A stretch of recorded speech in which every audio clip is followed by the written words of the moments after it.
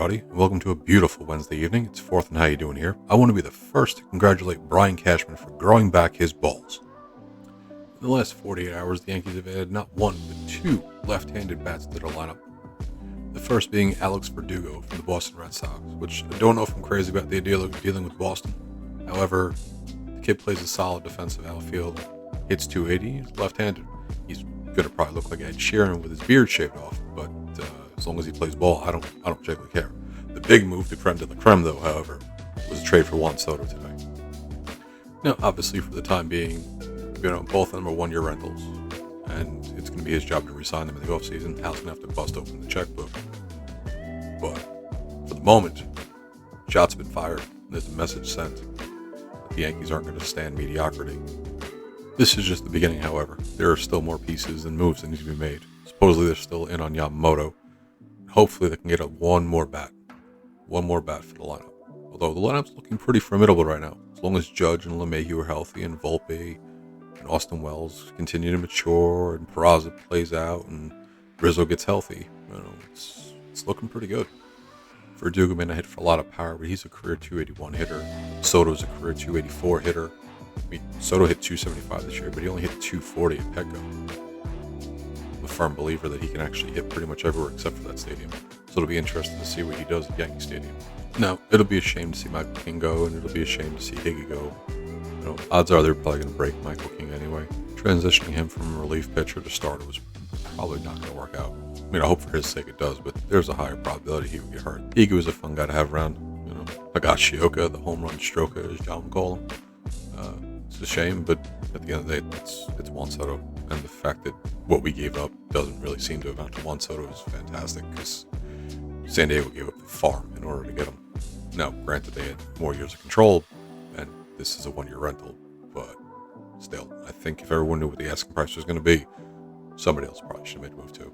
This lineup, though, man, I'm excited for this lineup. You figure Judge is batting third, Soto's batting fourth. Judge hits the crap out of the ball when there's nobody really batting behind him. Now you got Soto. Stanton really needs to be healthy.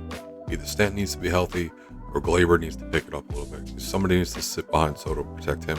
Because while Soto would be there to protect Judge, that way you have to pitch Judge, or at least you have to pitch Juan. If no one's batting behind Soto, then they can just pitch around Juan. It's a waste of money.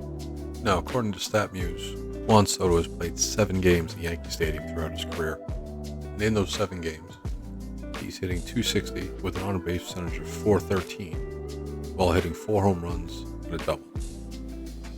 The on-base percentage is great.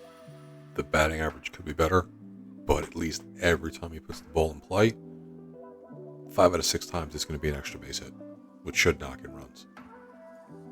But back to Brian Cashman. He lost his mind about a month ago during his interview with the media.